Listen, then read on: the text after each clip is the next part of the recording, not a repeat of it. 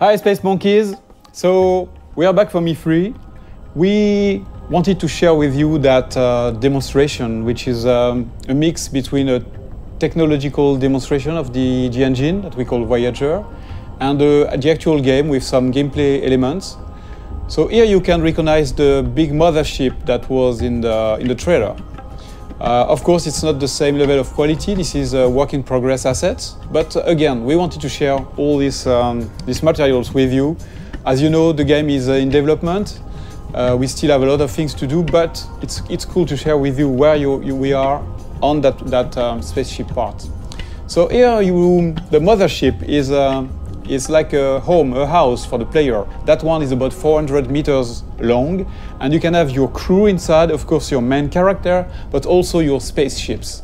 So if you start in the game without anything, and you get your first spaceships, even if then later you have a larger spaceship, you can keep the smaller one into the big mothership. That's the same thing for the crew. If you start with 1 or 2 members in your crew, then you can have them in your big mothership later. That gameplay mechanic of what we call the Russian dolls, so bigger, smaller into the bigger, and then your characters, is very close to what we had in fact in Beyond Good and Evil 1, when the characters were getting out of the hovercraft. So here we have that monkey, which is my playable main character here, but of course in that game, you can select your character and create your own character. Just to give you a feeling of scale, that ship is about 20 meters long, and the other one, the mothership, is about 400 meters long. I'm going to go close to it so that you can see the size. So when we have large spaceships like that, the good thing, the interesting thing is that they are a real level of gameplay. You can go inside. We have interiors for those big ingredients. So imagine I'm at the beginning of the game. I'm starting the game. I have nothing, but I am like like in Beyond Good and Evil 1, you start without anything, and you have to get some money to like level up and get your first vehicles. So imagine I'm just delivering pizzas here. It's like a side quest or just a way among many to get some money. I'm delivering pizzas to those guys. So imagine it's not my spaceship. That's the beginning of the game, and this could be an interesting way to trigger the first ingredients of the adventure, because the spaceship is a playable interior. You can get inside, you can sell your pizza, and then instead of getting out of the ship, you could decide to explore the ship. And why not discover that there is some slavery, some human trafficking and things like that. The good thing is that in Beyond Good and Evil 2, like in the first episode, you can take pictures. So if I'm taking a picture of evidence of the things I'm seeing in the game, then I can share those pictures with the guys in the city, for example, and then I can trigger discussions with those guys based on the picture I took. So that's a very interesting mechanic that can create that feeling that you can explore everything and you can gather informations and share those informations with NPCs, but also between players. Another very interesting thing here is the feeling of scale. Here we know that the players, they will explore everything. They will want to go everywhere. So we need to handle large-scale ingredients, like that huge statue, where you can go very close to it and you can look at all the details on the statues. And of course, you can go inside of this kind of statue, and you can also get on top of it. I just want to show you something interesting about the scale and the feeling of scale. So I'm going to land on the top of the statue, and you will realize how big it is.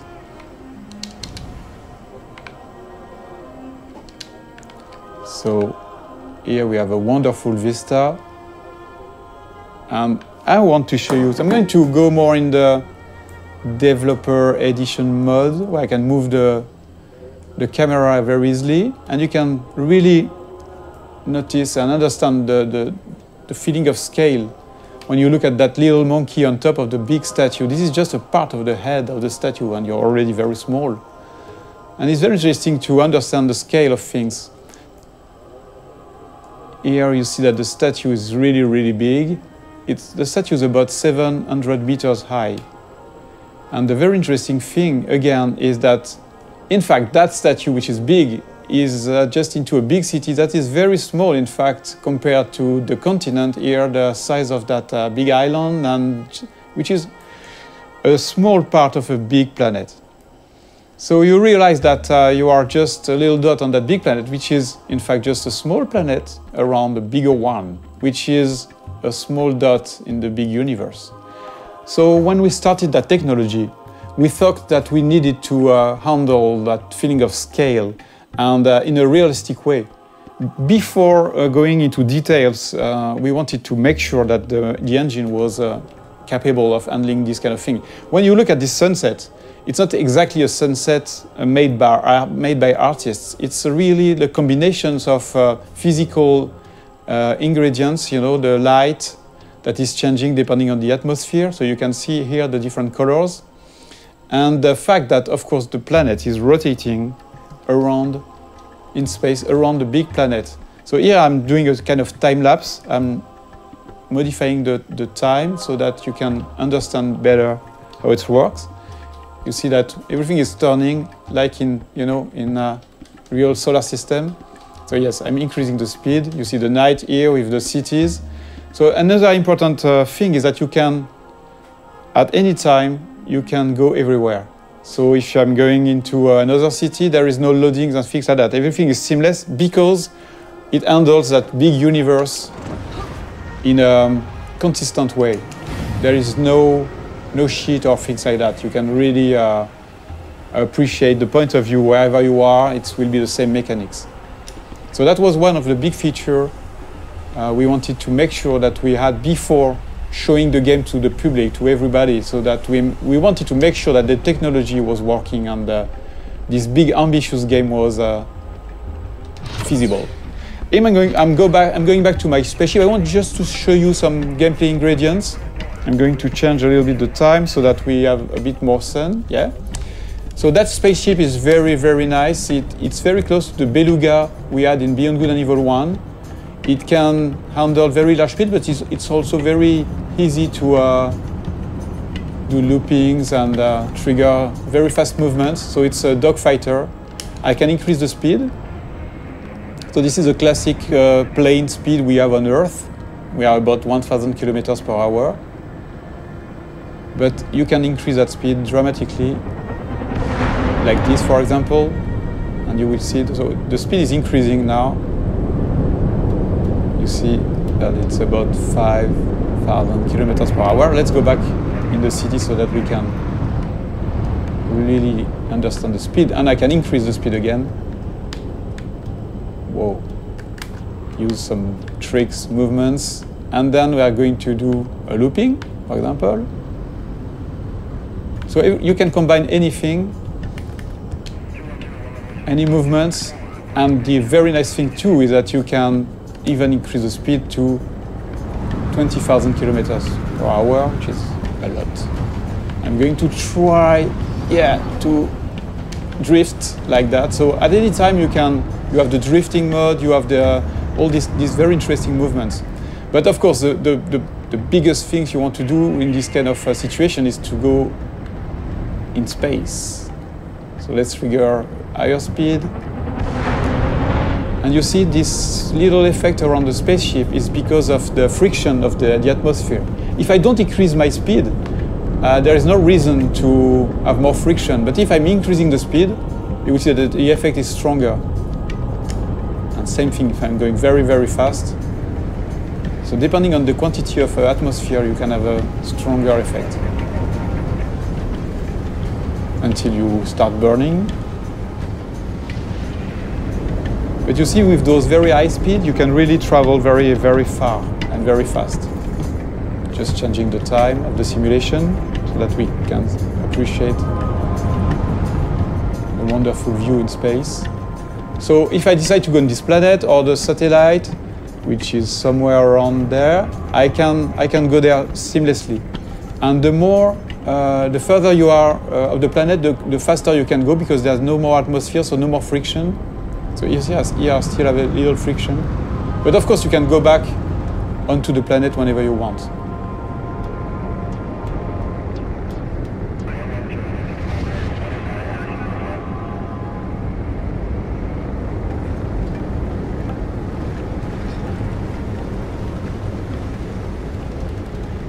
A very interesting thing too is that there's a lot of biomes on the planet, like this desert, or you have frozen lands on the planet, different cities. So we don't want empty planets. We want planets with landmarks, with places to explore. There are mountains where you have some monks living there. So they're not empty, repetitive planets. The planets we aim to work on, to make our planets with life. And the planet itself is living somehow. For example, that planet has different, I would say, big biomes. Because that planet, as I told you, is a satellite of the bigger one, the one that is in the foreground. A part of that planet is protected, like the moon. Our moon is a part of the moon is protected by Earth. From the big asteroids and meteorites. So here that's exactly the same thing. The cities are built in the safe place where nothing is falling from space. But I will show you a bit later the opposite part of that planet, where you can have real-time giant meteorites, asteroids falling and modifying the planet's ground. The very interesting thing is that this kind of event is connected to the life on the planet. So that, yes, you've got those cities on the safe place, but once the big, giant meteorites are falling on the other side of the planet, then you have the big companies that are sending the slaves on those very dangerous places. And a lot of slaves are dying trying to gather the meteorites goods, all the things that are falling from space and crashing. They are taking those rare materials and risking their life. So it's not just about the planet on one side and the story on the other one. The planet and the story are connected, and that's a very important thing for us. So again, let's look at that planet modification process.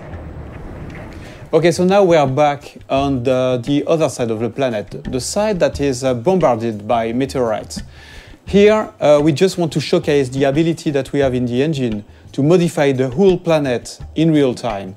So here, for example, imagine that you're flying over that region. You can have a huge meteorite falling in front of you, and you will have all these one incredible effects on the planet, but also on the other spaceships.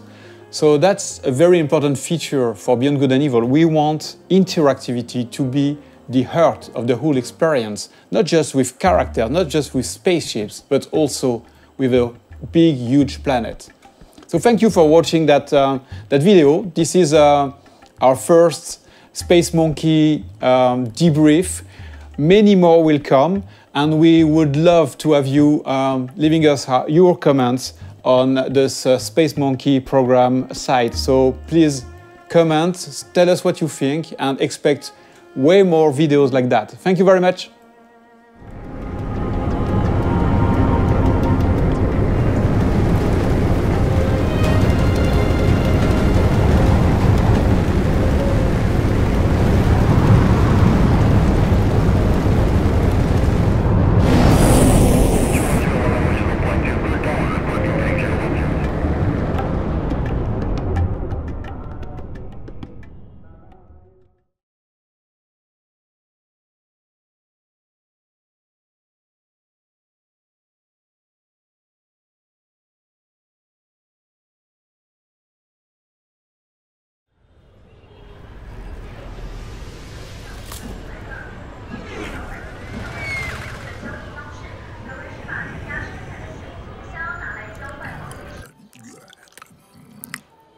Where's your master? I don't deal with domesticated. Hey, the fuck? I ain't got no master, but I do have your little toy. Show me the idol. Show me the Redeemer. Here you go, mate. Hey, G. Yo, hand it over. I got a hot date who don't do late. Monkey's got a date. Mwah. What? What? What? That's Swiss fucking chocolate, pig. Bon appetito.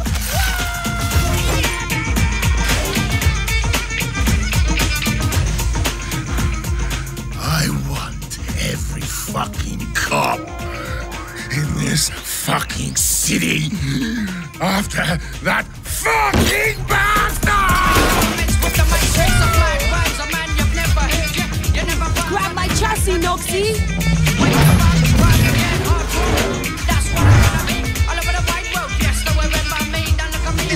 Easy, bro.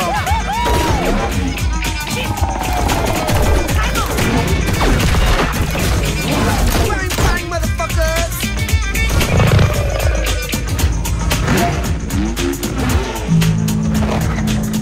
Fuck me. Damn!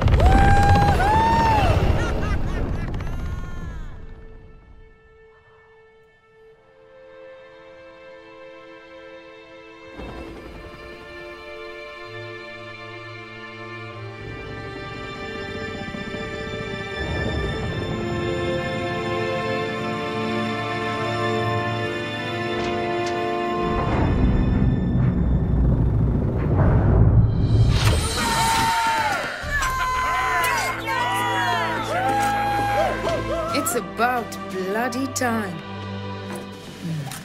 Let's see what we've got.